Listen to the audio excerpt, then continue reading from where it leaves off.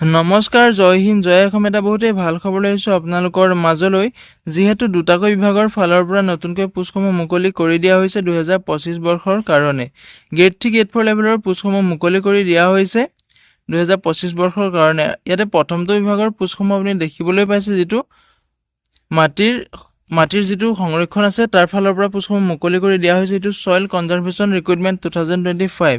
ইয়াতে 34টা পোষ্ট দেখিবলৈ পাব, ৰেঞ্জাৰ আৰু জেই পোষ্ট দেখিবলৈ পাব। ইয়াতে যদি এই পোষ্টসমূহ আপোনাৰ লাষ্ট ডেটটো ক'বলৈ গ'লে 9 আৰু 15 আগষ্টলৈকে আপোনাৰ লাষ্ট ডেটটো থাকিব। যদি আপুনি ইণ্টাৰেষ্টেড হয়, এলিজিবল হয়, আবেদনসমূহ কৰি ল'ব পাৰিব। ইয়াতে যিটো ছইল কনজাৰ্ভেশ্যন আপোনাৰ ৰেঞ্জাৰ পোষ্ট আছে, তাত আপোনাৰ 16টা পোষ্ট মুকলি হৈছে।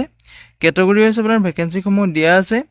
ইউআৰ কেটেগৰীত আছে আপোনাৰ 9টা পোষ্ট, OBC আৰু MOBCত 1টা পোষ্ট, SC কেটেগৰীত আছে 3টা পোষ্ট, ST Pত আছে 2টা পোষ্ট, ST হিলছত আছে 1টা পোষ্ট। এই ধৰণে আপোনাৰ যিসমূহ পোষ্ট ৰেঞ্জাৰ পোষ্ট মুকলি হৈছে, সেইধৰণে আপোনাৰ ভেকেঞ্চিসমূহ আছে। ইয়াত আপোনাৰ চেলাৰীটো হ'ব 22,000 টকাৰ পৰা আৰম্ভ কৰি 97,000 টকালৈকে আপোনাৰ চেলাৰীসমূহ পাব। লগতে আপোনাৰ গেট পেটো থাকিব 9,700 টকাকৈ গেট পে থাকিব। যিটো ৰেঞ্জাৰ পোষ্টটোৰ ক্ষেত্ৰত গেট পেটো আপোনাৰ 9,700 টকালৈকে থাকিব। লগতে আপোনাৰ বয়সৰ সময়সীমাটো দিয়া আছে। মিনিমাম আপুনি 21 বছৰৰ পৰা পোষ্টসমূহত আবেদন কৰিব পাৰিব। মেক্সিমাম আপোনাৰ 38 বছৰলৈকে 38 বছৰলৈকে আপুনি আবেদন কৰিব পাৰিব।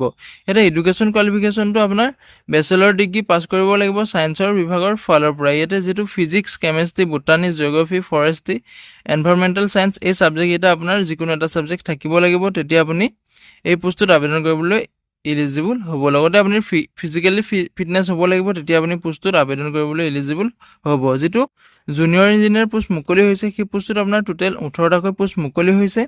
কেটেগৰী ৱাইজ আপোনাৰ ভেকেঞ্চিসমূহ আছে। ইউআৰ কেটেগৰীত 8টা পোষ্ট আছে, OBC MOBCত 6টা পোষ্ট আছে, SCত আপোনাৰ 2টা পোষ্ট আছে, ST Pত আছে 1টা পোষ্ট আৰু ৰিজাৰ্ভ কেণ্ডিডেটত আছে আপোনাৰ 1টাকৈ পোষ্ট মুকলি হৈছে।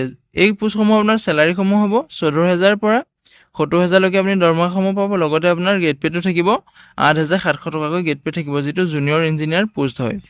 যদি পোষ্টসমূহত আপুনি ইণ্টাৰেষ্টেড হয়, এলিজিবল হয়, আবেদনসমূহ কৰি ল'ব পাৰিব।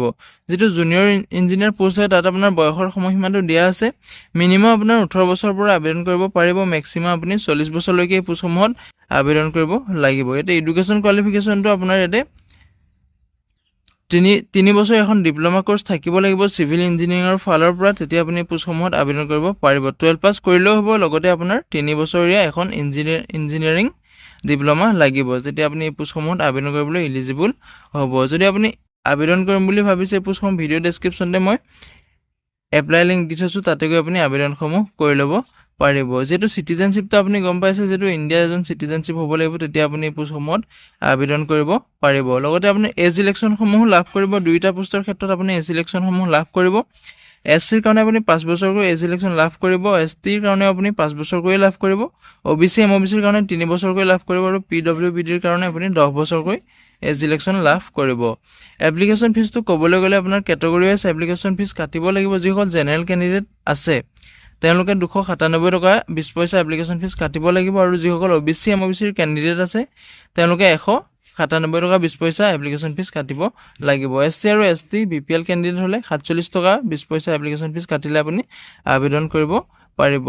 যদি আপুনি এই পোষ্টসমূহ ইণ্টাৰেষ্টেড হয়, এলিজিবল হয়, যিহেতু মই ভিডিঅ' ডেছক্ৰিপশ্যনতে এপ্লাই কৰাৰ লিংক দিছোঁ, তাতে গৈ আপুনি আবেদনসমূহ কৰি ল'ব পাৰিব।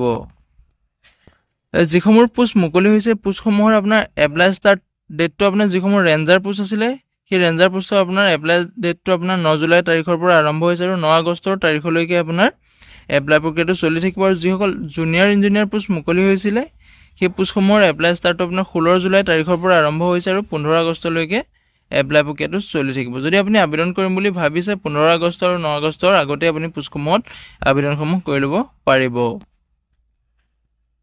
ইয়াতে আপোনালোকে দ্বিতীয়টোৰ ভেকেঞ্চি দেখিবলৈ পাইছে, যিটো NSPC ফালৰ পৰা মুকলি কৰি দিয়া হৈছে 2025 বৰ্ষৰ কাৰণে।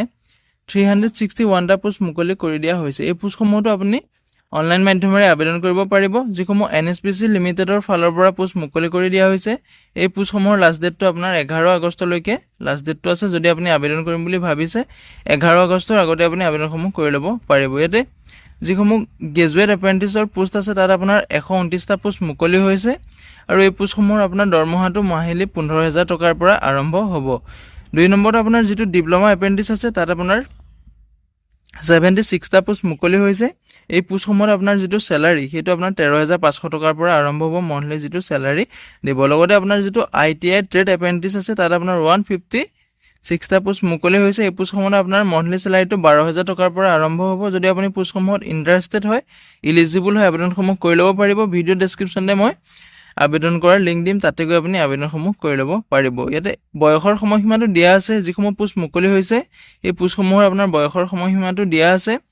মিনিমাম আপুনি 18 বছৰৰ পৰা এই পোষ্টসমূহত আবেদন কৰিব পাৰিব। লগতে আপোনাৰ মেক্সিমাম 30 বছৰলৈকে পোষ্টসমূহত আবেদন কৰিব পাৰিব। ইয়াতে যিটো গভৰ্ণমেণ্টৰ ৰুল আছে সেইমতে আপোনাৰ এজ ইলেকশ্যনসমূহ লাভ কৰিব। SC STৰ কাৰণে 5 বছৰকৈ, OBCৰ কাৰণে 3 বছৰ আৰু EWSৰ কাৰণে আপোনাৰ 10 বছৰকৈ আপুনি এজ ইলেকশ্যনসমূহ লাভ কৰিব। যদি আপুনি পোষ্টসমূহ ইণ্টাৰেষ্টেড হয়, এলিজিবল হয়, ভিডিঅ' ডেছক্ৰিপশ্যনে মই এপ্লাই কৰাৰ লিংক দিছোঁ, তাতে গৈ আপুনি এপ্লাইসমূহ কৰি ল'ব পাৰিব।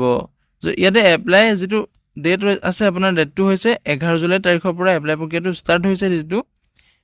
যদি আপুনি 11 আগষ্টৰ আগত এপ্লাই কৰিব লাগিব। যদি আপুনি আবেদন কৰিম বুলি ভাবিছে 11 আগষ্টৰ আগতে পোষ্টসমূহত আবেদন কৰিব লাগিব। আজিলৈ ভিডিঅ'টো ইমানেই আছিল। যদি ভিডিঅ'টো চাই ভাল পালে এটা লাইক কৰিব আৰু মোৰ চেনেলটোলৈ যদি প্ৰথমবাৰৰ কাৰণে আহিছে তেনেহ'লে চেনেলটো ছাবস্ক্ৰাইব কৰি ল'ব, যাতে প্ৰতিদিনে এই ধৰণৰ জবৰ আপডেটসমূহ পাই থাকিব পাৰে। জয় হিন্দ, জয় অসম।